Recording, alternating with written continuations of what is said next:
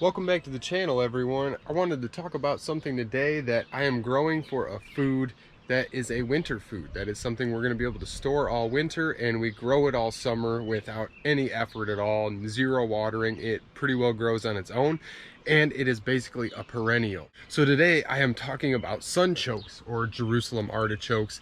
And our chickens had dug up one of our artichokes, and this is what it looks like midsummer. The plant was about as tall as I was, about 6 foot tall, and they are not fully developed. I'm going to be dousing this in our water and kind of just soaking it for a week or two and kind of seeing what it does. I think all these roots will come back and I will be able to throw it back in the ground and just let it go till the fall or winter. Now, the main reason I wanted to talk about this is because our chickens dug it up and we have this major supply chain food shortage.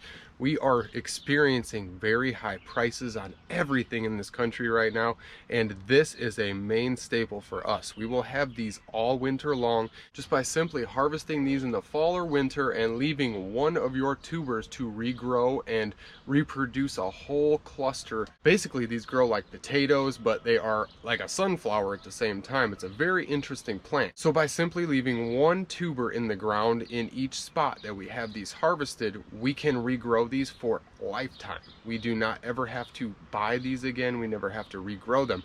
They just do their own thing, and we can harvest 50 pounds of these off of one row of these plants, and they make a nice living fence for us at the same time. Now this tuber right here is totally underdeveloped, and that's why I'm going to throw it back in the water to try and regrow it, because our chickens had basically dug up one of them. I want to walk out. We've got sunchokes all around our whole fence line here, and all of these sunflowers and sunchokes basically create a living wall, and we have zero maintenance on these.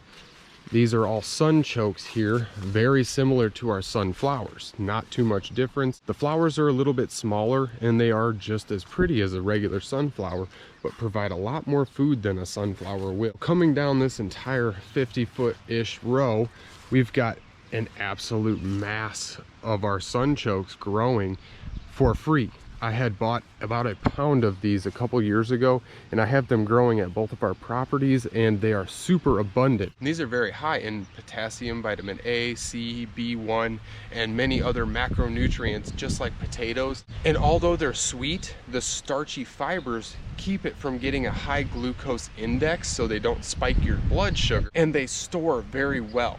We do not have any stored right now because we had eaten off of them all winter long, and we didn't have any to replant. All of these are from what we had re-put back in the ground last fall and just allowed them to regrow on their own very naturally. I just wanted to touch on this real quick because our chickens had dug one up and it was totally underdeveloped, but it still got me to thinking that, hey, we've got a major issue with food in this country and everything else that is super high priced right now due to our economy and all the other extenuating circumstances. So if everybody could get Jerusalem artichokes growing, you will have a good supply of food over the winter time if you can get an abundance of them grown. They store very well in your root cellar. They store well in a fridge as long as they have a little bit of moisture to them.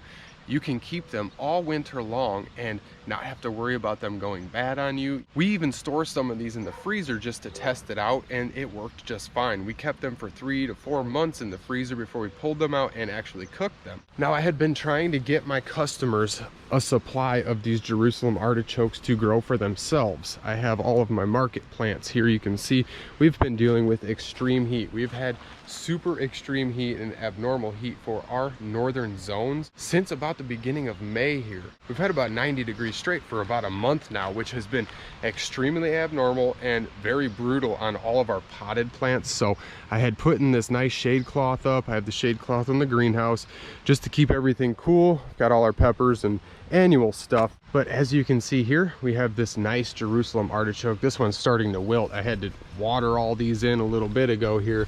This has some decent stalk size to it, and you can see that it is just coming right out the bottom. And we had been able to sell an absolute ton of these to our customers at the farmers market in order to get people to know what these are and share our knowledge and share our bounty. Everybody can start growing these to have a nice reliable food source, along with all of our other compounding food sources that we have throughout our yard and both of our properties here. I was kind of uncertain about actually potting these Jerusalem artichokes up. They actually require quite a bit of soil and a larger pot compared to most of the plants that we sell, but it is such a rare plant that nobody really knew about it in our area, zone 5A/4B here.